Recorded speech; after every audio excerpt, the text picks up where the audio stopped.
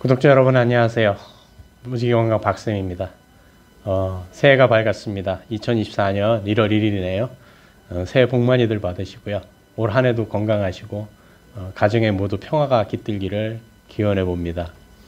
중요한 거는 23년과 별 다름 없이 경기가 별로 좋지 않다고 합니다. 우리 같은 서민들은 할 수 있는 게 건강을 유지하는 길밖에 없지 않을까 생각을 해봅니다. 예, 모두 건강하시길 다시 한번 기원드리면서, 좀 같은 책이라 좀 지루하실 수 있는데 이거 되게 중요한 내용이라서 제가 이걸 좀 디테일하게 지금 잡고 있는 겁니다. 그러니까 좀 이해해 주시고, 114페이지에 보게 되면 일본의 이제 의사들이, 교수들이 이게 나오는 얘기들이 계속 나오거든요.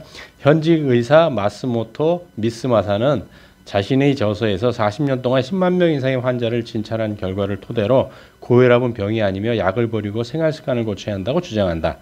약으로 혈압을 떨어뜨리는 것은 위험한 행위이며 뇌경색은 결국 혈압약을 처방한 의사가 만드는 것이라고 하면서, 고령자의 경우에 잘 들으십시오.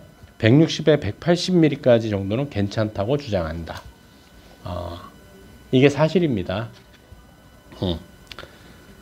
40년 경력을 가진 의사 곤도 마코토는 혈압을 낮춰 사망률이 하락했거나 심장병, 뇌졸중 같은 질환이 감소했음을 검증해주는 데이터는 아직 없다고 말한다. 곤도 마코토 이분 같은 경우는 일본에서도 꽤나 유명하고요. 암에 관련된 책을 꽤 많이 지으신 분이죠. 이제 여기서 이제 그 고혈압약, 칼슘 기량제에 대한 얘기가 나오는데, 고혈압약 가운데 가장 많이 쓰이는 칼슘 기량제는 말초 혈관을 확장시켜 혈압을 떨어뜨리지만 심장의 근력을 약화시켜 심부전을 일으킬 수 있다.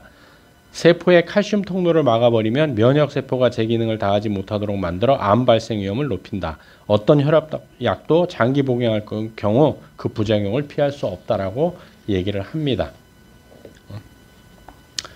또 이제 114페이지는 한국의 이제 학회에서도 한 얘기를 이제 실었습니다. 한국 의철학회, 그러니까 의사철학의 그런 학회인가 봅니다. 에서는 고혈압에 대한 의철학적 반성이라는 논문을 통해 고혈압을 병으로 볼 것인지에 대해 근본적인 문제 제기를 하고 있다. 그러면서 고혈압을 질병으로 볼 수 없는 이유를 세 가지로 얘기를 합니다. 첫째, 혈압은 하루에도 수시로 달라진다. 걷거나 달릴 때와 쉴 때의 혈압은 다를 수밖에 없다. 하루에도 30에서 50ml 이상 오르내린다. 둘째, 혈압 측정 자체가 오류가 많아서 정확한 혈압 측정이 생각보다 쉽지 않다. 셋째, 고혈압이 문제가 아니라 합병증이 심각하다고 하는데, 그렇다면 원인을 찾아 합병증이 생기지 않도록 관리해야 한다라는 거죠. 약으로 해결해야 할 문제가 아니고. 그러니까 이런 얘기들이 왜 나오냐면, 결론적으로 여기에는 뭐라고 되어 있냐면, 수치에 매달려 일희일비할 것이 아니라 고혈압이 무엇인지, 왜 몸이 고혈압을 만드는지 생각해 봐야 한다. 나트륨 공포야 소금 제한론의 근거가 되며 상식이라 여겼던 고혈압에 대한 근본적 관점의 전환이 필요한 시점이다. 이를 시작으로 무엇을 질병으로 볼 것인지, 건강에 과연 무엇인지에 대한 보다 근본적인 사유가 필요하다라고 이 챕터에서, 이제 여기서 이 챕터에서 결론을 짓는 겁니다. 그러니까 우리가 결국 고혈압이 무서워서 저염식을 하는 거지 않습니까? 꼭 그러지 않아도 된다라는 얘기들이에요, 사실은. 그러니까 이런 반성들이 빨리빨리 이루어져야 된다고 저는 생각을 하고요. 4장에 이제 이것 때문에도 제가 여기까지 끌고 온 건데, 소금은 어떻게 공공이 적이 되었는가? 그래서 짠맛에 대한 치명적 오류라는 얘기가 나옵니다. 그래서 122페이지에 의료계나 학계뿐 아니라 모든 매체가 총동원되어 나트륨 섭취를 경고하고 있다. 정부기관까지 나서서 저염식을 홍보하는 것을 보면 과학적으로 확실한 근거가 있을 거라는 생각이 든다. 그런데 관련 연구를 아무리 찾아봐도 논리적 근거를 찾아보기가 어렵다. 앞에서도 계속 일본 의사들도 얘기를 하지 않습니까? 123페이지에 이런 얘기가 있어요. 여러 연구 결과를 보면 염 감수성과 염 저항성이 두 부류로 나뉘는데, 소금 섭취가 혈압을 올리는 경우도 있지만 전혀 영향을 미치지 않는 경우도 있다. 소금 섭취가 혈압을 올리는데 영향을 미치는 사람이 절반, 소금 섭취를 줄여도 혈압에 아무런 변화가 없는 사람이 세상의 절반이라는 것이 최근 밝혀진 연구 결과다. 그러니까 내가 소금을 먹어봐서, 짭짤하게 먹어봐서 혈압이 오르면 나는 안 먹으면 되는 거거든요. 무조건 모든 사람이, 건강한 사람까지 소금을 줄인다고 모든 것이 해결되는 건 결코 아니라는 얘기예요. 그래서 1940년대에는 소금 섭취를 줄이면서 나타난 긍정적 결과에 대해 병사에서 휴식을 취하고 지속적으로 의학적 관심을 가졌기 때문이라고 결론 지으면서 소금은 사람들의 관심에서 멀어졌어요. 그런데 이게 45년 윌리엄 캠퍼너 실험도 그런 사례 가운데 하나다. 그는 고혈압이 나트륨 때문임을 증명하기 위해 환자 500명을 대상으로 단백질과 지방, 소금, 물 등을 극도로 제한하고 칼륨 함량만 높인 채소와 과일 위주의 식단을 처방하는 치료를 시작했다. 캠퍼너는 이 치료로 환자들이 호전되었다고 보고했지만 이후 많은 환자가 사망했고 수백 명의 환자가 증상이 악화되어 절반 이상이 이 치료를 거부한 것으로 밝혀졌다. 결국은 싱겁게 먹는다는 것이 사람을 사망까지 끌고 간다라는 것이죠. 126페이지에 왜 이렇게 이제 소금을 두려워하게 됐는지가 나옵니다. 고혈압을 질병으로 보고 관리할 것이냐 말 것이냐를 두고 계속 논쟁을 벌여오다가 1954년 영국 의사 조지 피커링이 논쟁에서 승리하면서 정상인이라도 혈압이 높으면 예방의학 차원에서 혈압약을 복용해야 하는 것으로 결론이 났다. 후일 피커링이 논쟁에서 승리한 데 제약회사의 지원이 있었음이 드러났다. 지금까지도 고혈압약은 황금알을 낳는 거위로 불리며 전 세계에서 가장 많이 팔리는 약 가운데 하나다. 이런 과정을 들여다보면 저염식 정책이 소금 자체의 문제 때문만은 아님을 알 수 있다. 과학과 의학도 결국 사회의 일부분이다. 사회적 맥락을 벗어나 그것 자체로 존재하는 과학이나 의학은 없다라고 얘기를 합니다. 어떻게 생각을 하십니까? 129페이지에도 또 이제 나오는 얘기들인데 소금은 지난 수십 년간 공격의 대상이 되어왔다. 관련 방송의 타이틀부터 대단히 자극적이다. 소리 없는 살인자, 나트륨 중독, 내 몸을 망치는 죽음의 그림자, 백색 공포, 밥상위의 전쟁 등 제목만으로도 어떤 내용인지 짐작이 갈 정도다. 그러나 무시무시한 제목과 달리 막상 내용을 들여다보면 실수를 금하지 않을 수 없는 것이 많다. 실험자 한두 명의 사례를 일반화한 경우도 많고 비교 대상이 적절치 않고 편파적인 것도 많다. 나트륨 섭취가 성인병의 원인이라는 것을 보여주려면 모든 조건이 동일한 상태에서 나트륨 섭취량만 다르게 하고 그 차이점을 비교해야 신빙성이 있다. 그런데 그러지 않는다라는 얘기죠.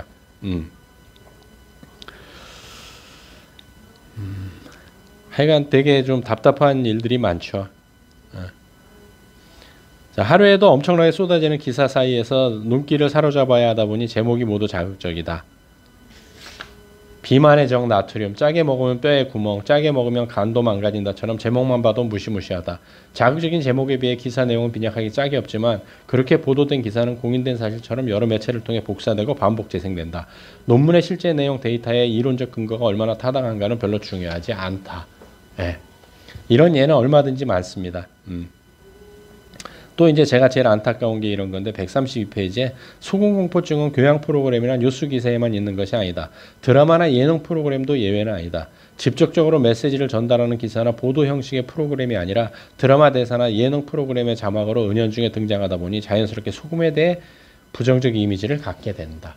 결국 세뇌되는 거예요. 자, 되게 오래된 얘기인데요. 한 20년? 15년? 20년 정도 된 얘기예요.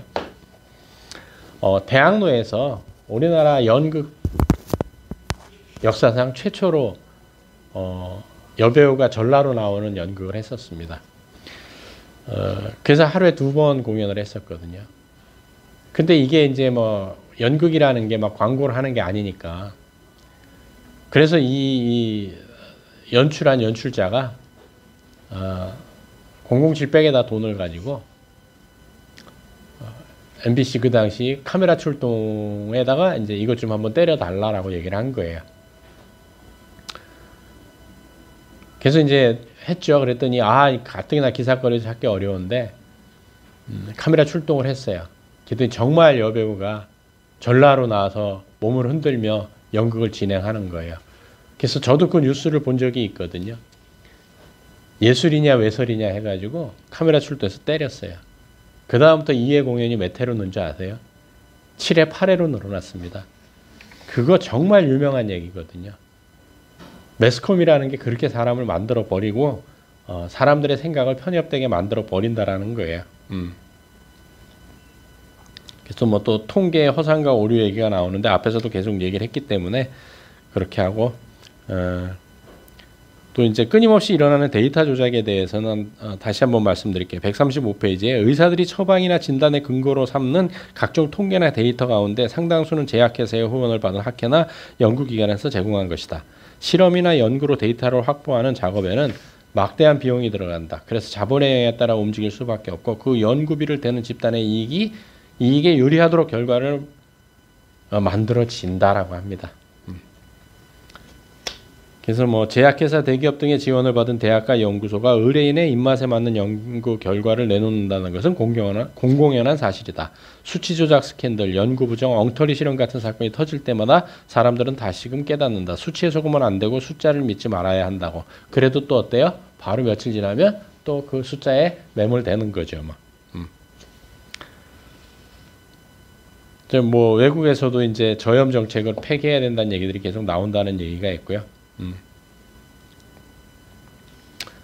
138페이지에 미국 의학연구소에서는 하루 염분 섭취량 5.8g 미만이라는 미국의 가이드라인이 근거 없이 만들어진 것이라고 발표했답니다.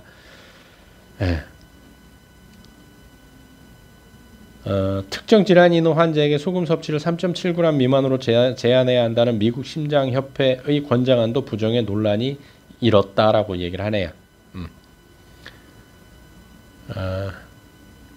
영국 의학 전문지 랜싯의 최신 회 영국 연구팀이 49개국 13만 명의 소금 섭취량과 사망의 연관성을 분석한 결과 소금을 너무 적게 먹으면 오히려 몸에 안 좋다는 연구 결과를 발표했다. 어떠세요? 대한민국 사람들이 그렇게 건강에 조심을 하는데도 몸이 안 좋은 이유가 혹시 저염식은 아닐까요? 너무 무서워한 그 저염식이 아닐까요?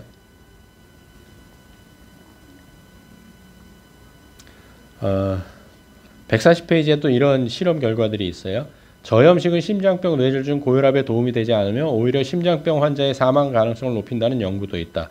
고혈압 환자들 가운데에서도 소금을 적게 먹은 환자 그룹이 많이 먹은 그룹에 비해 심장마비를 일으킬 위험이 4배나 높은 것으로 나타났다. 연구 결과가 그렇다라는 거예요. 또 미국 의학협회에 따르면 저염식을 하는 사람들이 콜레스테롤과 트리글리세라이드, 이거는 이제 중성지방을 얘기를 하는 겁니다. 레닌 등의 수치가 높은 것으로 확인되었다. 저염식은 혈압을 낮추지 못할 뿐더러 지질 수치의 증가, 혈액의 오염, 비만을 야기하는 원인이 될 수도 있다는 것이다. 저염식을 할수록 살이 찌고 당뇨병에 걸릴 확률이 높다는 하버드 대학교의 연구 결과도 있다. 국내 연구팀 역시 갑상선 환자들이 싱겁게 먹을 경우 전해질 균형이 깨져 위험해질 수 있음을 경고하면서 적당한 염분 섭취를 권장하고 있다. 그런데 우리 일반인들은 어때요? 아주 짜게 먹는다 그러면 아주 경기를 일으키죠. 그래서 이게 여러 가지로 좀 생각을 해보셔야 됩니다. 사실은 143페이지에 고혈압 수치보다 더 중요한 사실은 힘있고 건강하게 사는 것이다. 소금의 위험성만 강조하고 저염식이 누구에게나 좋다는 정책을 펴다 보니 정작 소금이 부족했을 때 어떤 문제가 생기는지 간과해 왔다. 문제는 소금이 아니다. 소금을 바라보는, 소금을 둘러싼 불량 과학, 가짜 지식이다. 맥락을 빼놓은 채 수치와 통계로 포장된 죽은 지식이 아니라 이치에 맞는 진짜 과학이 필요하다. 정말 이게 중요한 겁니다. 그래서 물과 소금이 이제 뭐 막 꼭 필요한 경우, 그래서 이제 뭐 여러 가지가 나옵니다. 이렇게 쭉 나오고, 뭐 얼굴색이 막지 않을 때도 물과 소금이 필요하다고 얘기를 하고요. 피부가 건조하고 가려울 때도 그렇고요. 탈모가 있고 머릿결이 좋지 않을 때도 물과 소금이 필요하답니다. 또 몸에 염증이 있을 때, 여드름, 등드름 등 피부 트러블이 심할 때도 소금과 물이 많이 필요하답니다. 가슴이 두근거리고 안정이 안 될 때, 종아리가 당기거나 다리에 쥐가 날 때, 정수리 뒷목이 뻐근하거나 뒷골이 당길 때, 귀에서 소리가 날 때, 요통이 있거나 등 허리가 아플 때, 소변을 자주 보거나 소변발이 약하고 시원하지 않을 때도 물과 소금이 필요하고요. 지구력이 떨어질 때, 자궁 등 생식기에 문제가 생겼을 때, 전립선에 이상이 있을 때, 불임 수술을 했을 때, 기타 등등 눈이 빡빡하고 빠질 듯 할 때도 필요하고요. 너무 많이 필요한 얘기들이 있습니다. 그래서 이제 2부로 넘어가는데 이제 5장이 되는 거죠. 내 몸은 소금을 원한다. 그래서 이제 맑고 깨끗하게 염증 제로 뭐 이런 얘기들이 나오는데 앞에서 쭉 읊어드렸잖아요. 뭐 다 읊어드리진 않았지만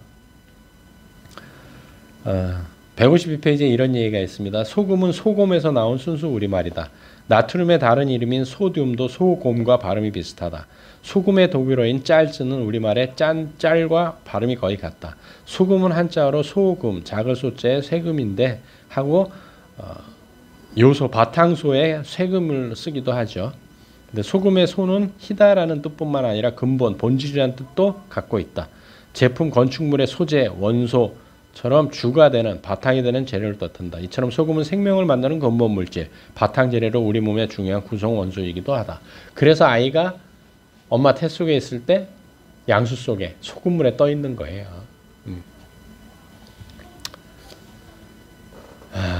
153페이지에 이런 얘기가 있습니다. 우리 몸의 세포는 바다에서 왔다. 혈액이 바닷물과 비슷한 성분을 지니고 있는 것은 인체를 구성하는 세포가 바다에서 생겨났기 때문이다. 태아는 자궁 속에서 어류, 파충류, 포유류와 흡사한 단계를 거쳐 영장류로 자라난다.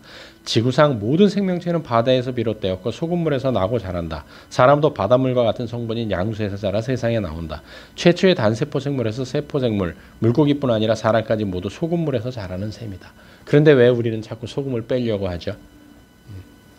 소금은 그 자체로 세포와 체액의 원료이면서 모든 생명현상을 일으키는 매개체 역할을 한다. 사람을 살아있게 하고 흐르게 하고 움직이게 한다. 소금은 물을 부르고 물은 움직이게 만든다. 세포 내액과 세포 외액으로 물이 넘나들게 만들고 삼투압을 일으켜 농도가 낮은 곳에서 높은 곳으로 물을 이동시킨다. 지구의 70%가 바다이고 우리 몸의 70%가 물이다. 신생아 때는 몸에 수분이 많은데 나이가 들수록 그 비율이 점점 줄어들다가 생명이 다하면 급속도로 빠진다. 그래서 정말 짠맛이 필요하다는 얘기예요. 이런 것들을 왜 이렇게 강조할까 한번 생각을 해보셔야 되고요.